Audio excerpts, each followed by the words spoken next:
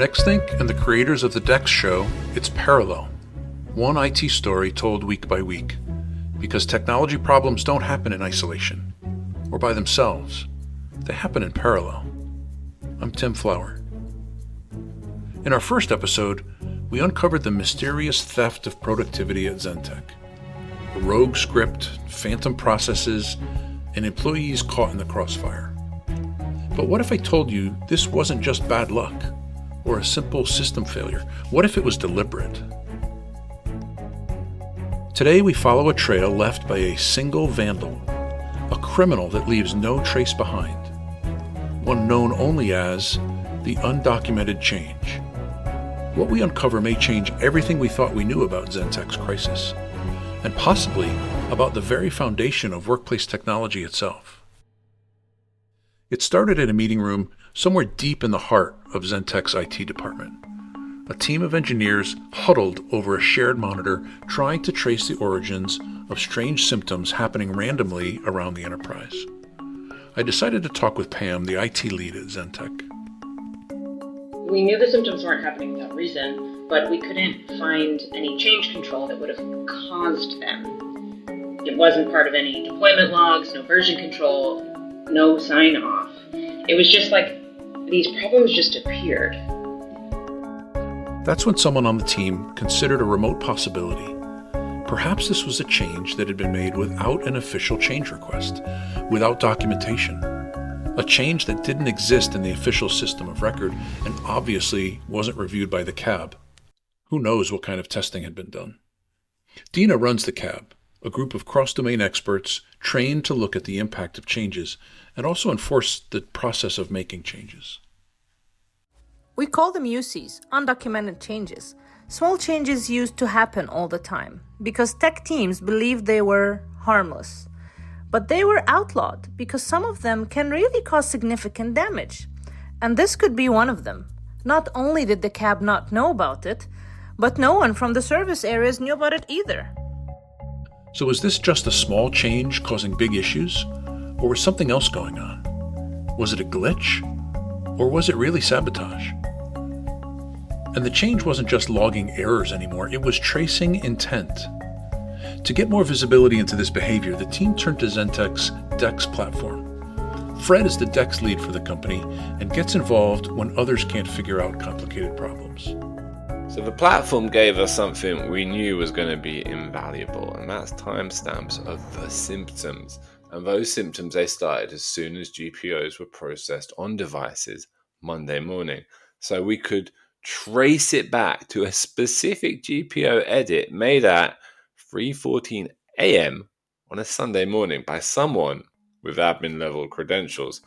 And we could prove that the results we were seeing across all departments on Monday morning were caused by this edit, right? Okay, so great. But here was the kicker. The credentials were tied to an employee who hadn't worked here for 5 years. The change was small, insignificant on the surface. A single line of code added to a GPO, buried deep in the infrastructure. But the effects rippled outward like throwing a pebble into a still pond. It redirected processes on our devices in ways we couldn't predict. CPU usage spiked, network latency increased, and it only targeted certain employees, executives, client-facing teams, people who couldn't afford downtime. And while IT scrambled to uncover the mystery, employees at Zentech were starting to lose hope. Productivity was plummeting, client relationships were fraying, and IT's reputation was on the line. So I went to one of their field offices to talk with an impacted employee. We were just tired. The help desk would fix one problem and 2 more would pop up.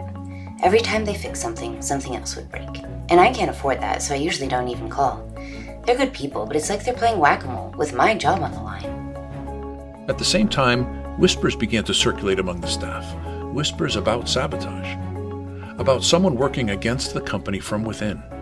It was just too strange that IT couldn't solve this. Ella shared something that many in IT had also feared. Declining trust. People started pointing fingers. Maybe it was someone in IT, or maybe an old employee trying to get revenge. It made you paranoid just not knowing what was going on, and as much as we need the IT teams to support us, We started to question our trust in the department. The paranoia wasn't entirely unfounded. The DEX team's investigation of the credentials used to make the change led them to a name: Sarah Green, a former Zentech employee, terminated after a high-profile data breach. But here's the thing. Sarah Green disappeared 5 years ago. No social media, no job history, nothing on LinkedIn. It was like she never existed. It felt like a dead end. But then we found something else, an encrypted file, on the same domain controller. It didn't seem to be part of the rogue GPO, but there was an encrypted call being made to an external source somehow. And then we decrypted it. And that's really when things got kind of weird. Weird because the file didn't contain code. It contained a manifesto. It was kind of like reading a diary. Someone talking about how technology was ruining the workplace, how the systems we relied on were enslaving us, and how it was time to fight back. Was Sarah Green the saboteur, or was she just a pawn in something larger? As the team continued their investigation, they began to uncover patterns that stretched far beyond Zentech. Undocumented changes, rogue scripts, crashes that didn't make sense, and a reference to something that kept appearing over and over again: the Foundation. It's bigger than Zentech. It's bigger than us. This is systemic, and it's been happening for years. 35 years by one estimate, but what is the Foundation? And why are they targeting companies like us? The DEX team found one clue that allowed them to solve a problem and get rid of a bad GPO, but opened up a whole host of other issues happening in the dark. Next week, we'll dig deeper. We'll talk to some former employees, some experts, and maybe, just maybe, we'll find out who's really behind the manifesto found from an undocumented change.